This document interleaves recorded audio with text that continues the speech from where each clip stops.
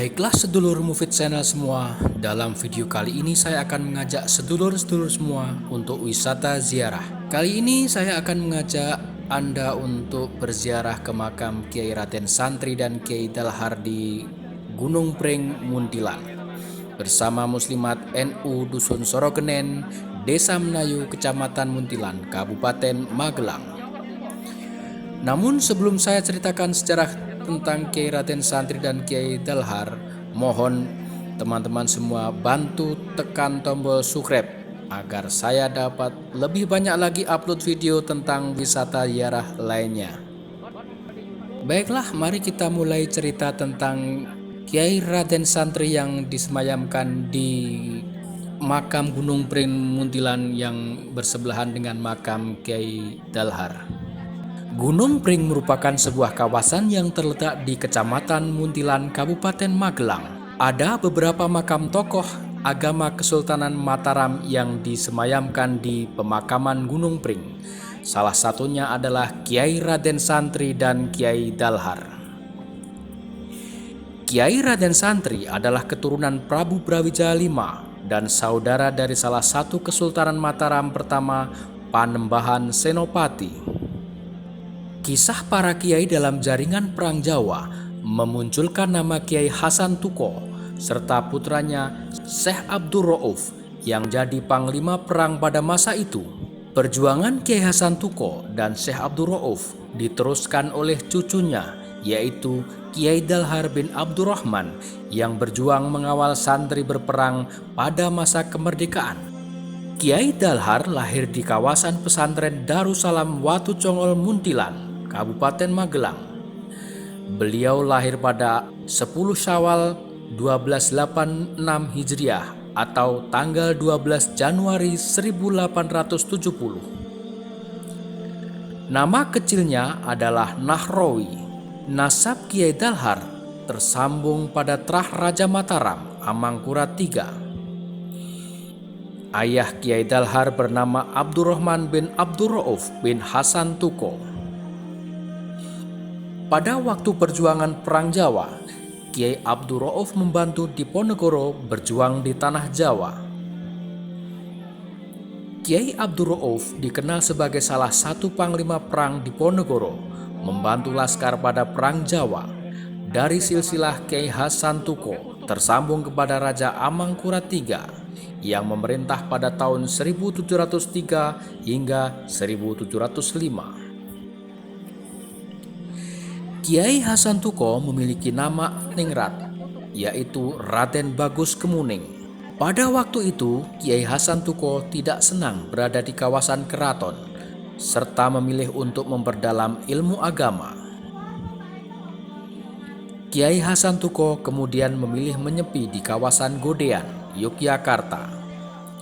Nama desa Tetuko sampai sekarang masih masyhur sebagai petilasan Kiai Hasan Tuko. Pada waktu Perang Jawa tahun 1825 hingga 1830, Pangeran Diponegoro dibantu oleh barisan kiai yang berjuang untuk melawan Belanda. Di antaranya tercatat nama Kiai Mojo, Kiai Hasan Besari, Kiai Nur Melangi, serta Kiai Abdul Rauf, putra Kiai Hasan Tuko. Kiai Abdul Rauf inilah yang mendapat tugas sebagai panglima perang Diponegoro yang menjaga kawasan Magelang pada kisaran awal abad 19. Kawasan Magelang menjadi jalur penting dalam ekonomi dan politik karena menjadi titik pertemuan dari kawasan Yogyakarta menuju Temanggung dan Semarang di daerah pesisir utara. Kiai Abdul Rauf menjadi panglima untuk menjaga wilayah Magelang serta memberi pengaruh penting penganut Diponegoro di kawasan ini. Demi menjaga kawasan Magelang dan mendukung pergerakan Diponegoro, Kiai Abdul Rauf bertempat di kawasan Muntilan, yaitu Dukuh Tempur, Desa Gunung Pring, Muntilan. Di kawasan ini, Kiai Abdul Rauf mendirikan pesantren untuk mengajar ilmu agama kepada pengikutnya dan warga sekitar. Dukuh santren di Desa Gunung Pring menjadi saksi perjuangan dakwah dan militer Kiai Abdul Rauf. Rihlah ilmiah Kiai Dalhar mewarisi semangat dakwah dan perjuangan dari ayah dan kakeknya. Sejak kecil, beliau haus akan ilmu agama dengan mengaji dan belajar di pesantren. Pada umur 13 tahun, Nahrawi atau Dalhar kecil mulai belajar mondok. Ia mengaji kepada Mbah Kiai Mat Husnul di kawasan Bawang, Ngadirjo, Salaman. Di pesantren ini, Kiai Dalhar belajar ilmu tauhid selama 2 tahun. Setelah itu, Dalhar kecil melanjutkan mengaji di kawasan Kebumen. Ayahnya menitipkan Kiai Dalhar di pesantren Sumolangu, di bawah asuhan Syekh As-Sayyid Ibrahim bin Muhammad Al-Jilani Al-Hasani, atau dikenal sebagai Syekh Abdul Kafi As-Sani. Ketika mengaji di pesantren Sumolangu, Kiai Dalhar mengabdi di dalam sang Syekh selama 8 tahun. Hal ini merupakan permintaan Kiai Abdurrahman kepada Syekh Abdul Kafi As-Sani pada tahun 1896. Putra Syekh Abdul Kafi As-Sani berniat untuk belajar di Mekah. Sang Syekh memerintah Kiai Dalhar agar menemani putranya, yaitu Sayyid Muhammad Al-Jilani Al-Hasani. Di Mekah, 2 pemuda pengabdi ilmu ini diterima oleh Syekh Sayyid Muhammad Babasol Al-Hasani yang merupakan kerabat dari Syekh Ibrahim Al-Hasani. Syekh Sayyid Muhammad Babasol pada waktu itu merupakan mufti Syafi'iyah Makkah. Di Rubat, kawasan Misfalah, Kiai Dalhar bersama Syekh Muhammad Al-Jilani Al-Hasani bermukim selama mengaji di Mekah. Pada tahun pertama Kiai Dalhar mengaji di Mekah, terjadi peristiwa penyerangan Hijaz oleh tentara Sekutu. Di tanah Hijaz, nama Dalhar menemukan sejarahnya, yaitu pemberian dari Syekh Syed Muhammad Babasol Al-Hasani, hingga tersemat nama Nahrawi Dalhar. Kiai Dalhar memperoleh ijazah mursyid Thariqah Sadiliyah dari Syekh Muhtarom Al-Maki dan ijazah Aurat Dailalul Khairat dari Sayyid Muhammad Amin Al-Madani. Dari jalur Thariqah inilah Kiai Dalhar dikenal sebagai mursyid sufi, ulama alim, sekaligus penggerak perjuangan pada masa kemerdekaan di Indonesia. Kiai Dalhar menurunkan ijazah Thariqah Sadiliyah kepada 3 orang muridnya, yakni Kiai Iskandar Solutigo, Kiai Demyati Banten, dan Kiai Ahmad Abdul Haq. Kiai Dalhar dikenal menulis beberapa kitab, diantaranya Kitab Tanwir Al-Ma'nani, Manaqib Syekh Ash-Hasani, Imam Thariqah Sadiliyah. Kiai Dalhar juga menjadi rujukan beberapa kiai yang kemudian menjadi pengasuh pesantren-pesantren ternama.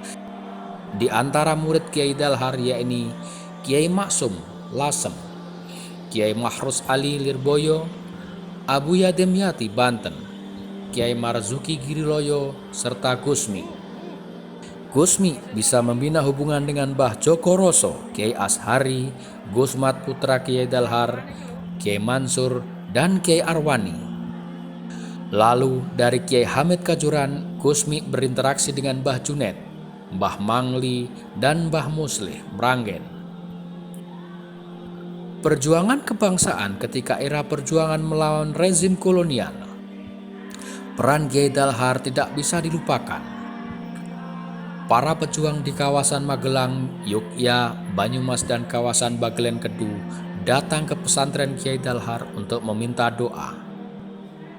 Oleh Kiai Dalhar, para pejuang diberi asma, doa, dan ijazah kekebalan, serta diberi bambu runcing yang telah diberi doa. Dikisahkan ketika para pejuang menggempur Belanda di kawasan Benteng Ambarawa, dimudahkan oleh Allah dengan semangat dan kekuatan. Dorongan doa dan semangat yang diberikan Kiai Dalhar serta beberapa kiai lainnya menambah daya juang para santri untuk bertempur melawan penjajah dalam mengawal kemerdekaan. Pertempuran Laskar Santri dan Pemuda melawan tentara Sekutu meletus pada tahun 1945, tepatnya pada tanggal 21 November. Atas desakan laskar dan tentara rakyat yang dikomando oleh Jenderal Sudirman, tentara sekutu mundur ke Semarang. Namun mundurnya sekutu juga membuat ribut di Ambarawa yang kemudian disebut dengan Perang Palagan Ambarawa. Pada perang ini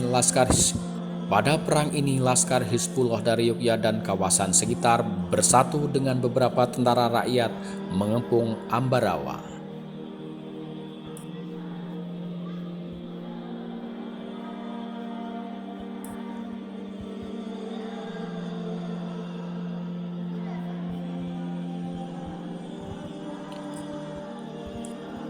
Laskar-laskar santri dan pemuda yang bertempur di Ambarawa sebagian besar sowan ke Kiai Dalhar Watucongol dan Kiai Subhi Parakan untuk minta doa sebelum bergerilya. Mbah Kiai Dalhar mencatatkan sejarah dalam jaringan ulama Nusantara sebagai rujukan keilmuan, perjuangan, serta sufisme dalam tradisi pesantren.